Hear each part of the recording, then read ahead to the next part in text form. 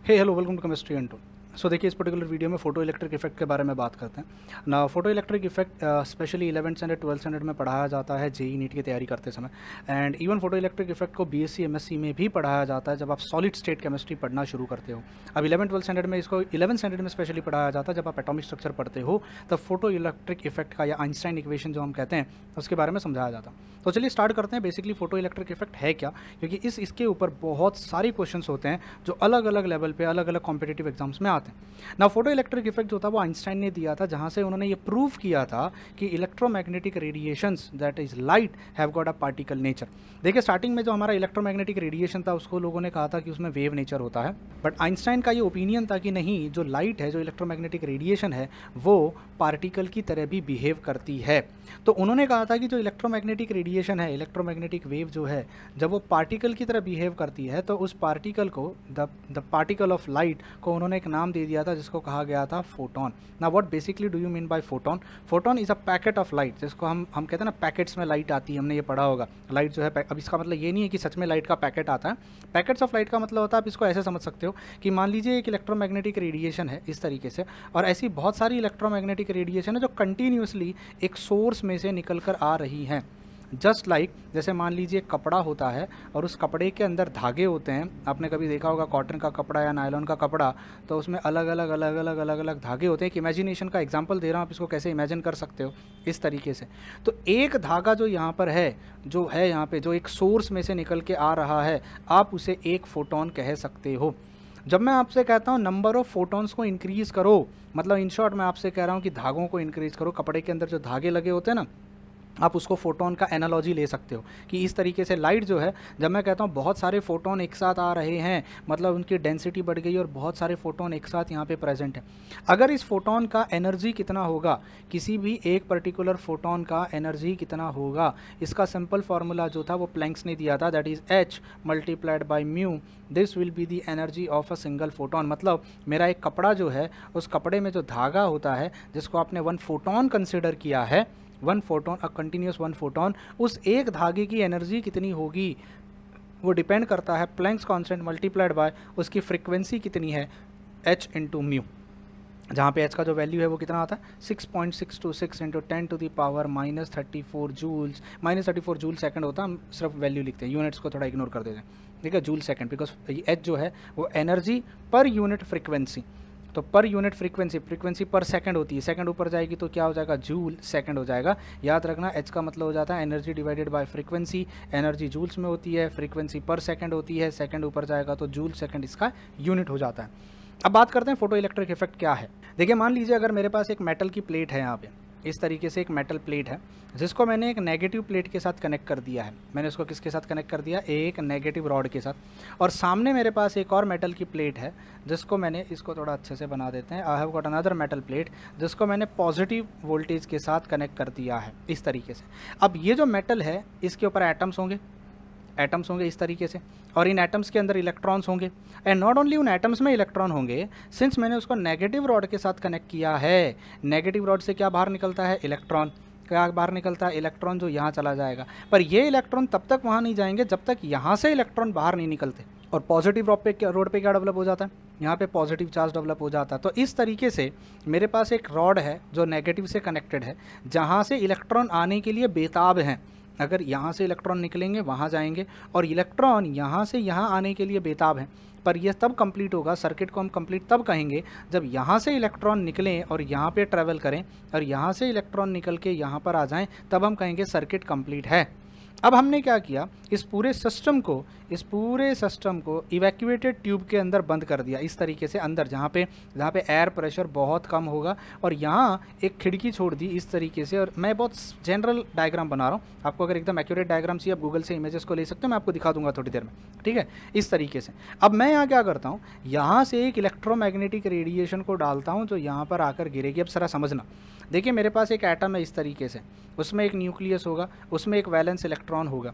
जब यहाँ से इलेक्ट्रोमैग्नेटिक रेडिएशन आकर उस पर गिरेगी, उसके साथ टकराएगी, जब उसके साथ वो टकराएगी तो एनर्जी देगी। जब जैसे आप खड़े हो, अगर मैं आपको कस के मार दूँ गाल पे, तो एनर्जी ट्रांसफ़र हुई कि नहीं हुई। तो ये इलेक्ट्रोमैग्नेटिक रेडिएशन, इस एक इलेक्ट्रोमैग्नेटिक रेडिएशन जो कि एक सिंगल फोटोन है, 1 फोटोन है, सिंगल रेडिएशन है, इसकी एनर्जी कितनी होगी, इसकी एनर्जी हो जाएगी h इंटू म्यू, ठीक है। ये टोटल एनर्जी है जिसको मैं E लिखता हूँ।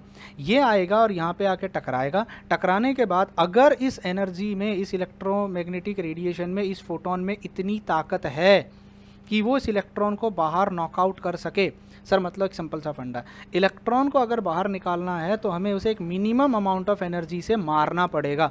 जैसे अगर तुम खड़े हो, मुझे तुम्हें हिलाना है, धक्के से हिला देना है, तो मुझे तुम्हें धक्का मारना पड़ेगा। अब मैं तुम्हें हाथ लगाऊंगा तो थोड़ी ना तुम हिल जाओगे, मैं तुम्हें पंच मारूंगा थोड़ी ना तुम हिल जाओगे, मुझे तुम्हें ज़ोर से धक्का मारना पड़ेगा। तो मिनिमम अमाउंट ऑफ एनर्जी जो मुझे तुम्हें धक्का मारने में लगानी पड़ेगी ताकि तुम अपनी जगह से हिल जाओ, उसे हम कहते हैं थ्रीशोल्ड एनर्जी। क्या कहते हैं उसे? Threshold energy.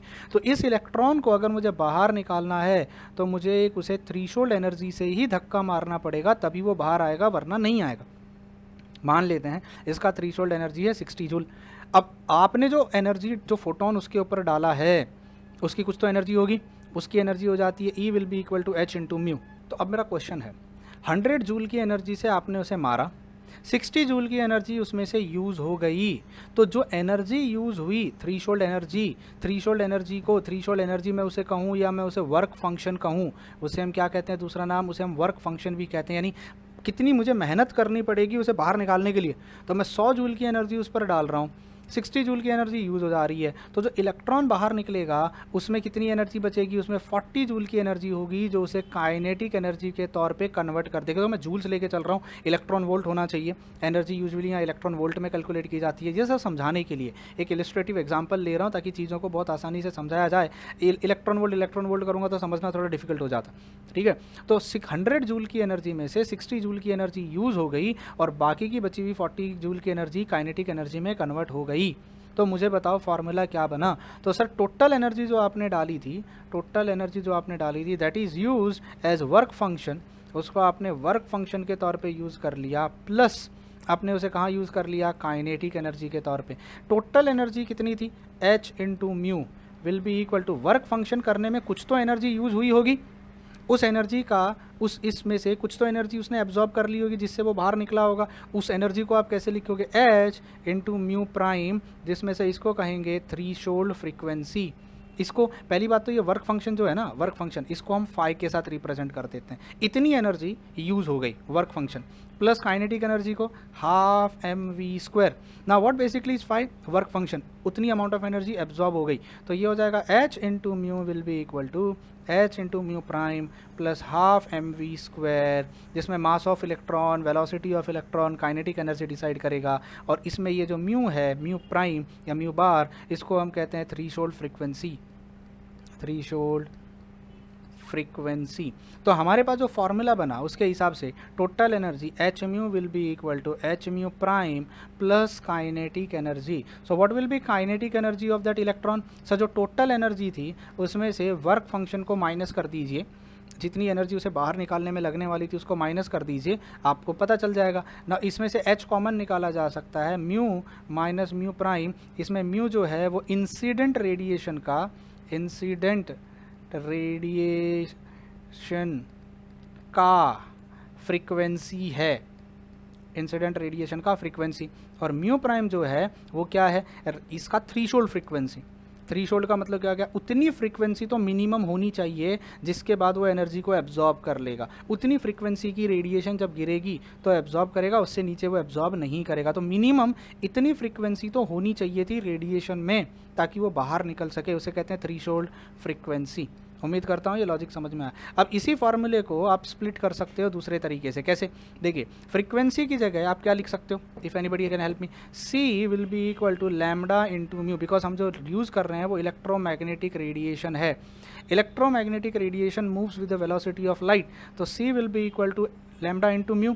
तो यहाँ पे म्यू की जगह क्या लिखा जा सकता है, C अपॉन लैम्डा। तो मुझे बताओ मेरा फार्मूला क्या बनेगा, फार्मूला हो जाएगा kinetic energy will be equal to H bracket, अब मैं म्यू की जगह क्या लिखूँगा, C upon lambda minus C upon lambda prime, जिसमें लैम्डा प्राइम क्या हो जाएगा, थ्रीशोल्ड वेवलेंथ, थ्रीशोल्ड वेवलेंथ।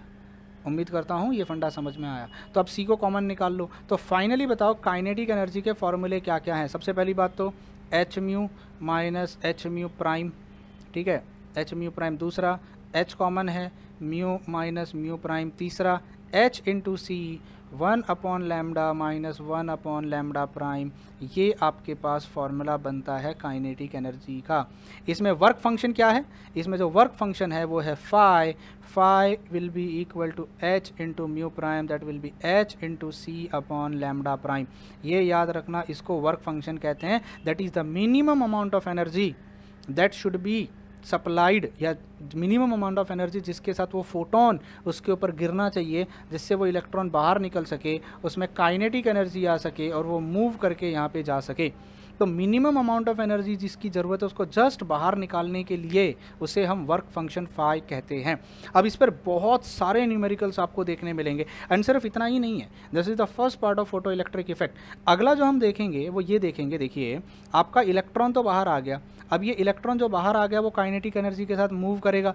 जब इलेक्ट्रॉन मूव करता है तो हम उसे कहते हैं करंट, है ना, motion of electron, motion of electron को हम क्या कहते हैं, करंट कहते हैं, इलेक्ट्रिक करंट। बट ये जो इलेक्ट्रॉन बाहर निकला ये अपने आप निकला था क्या?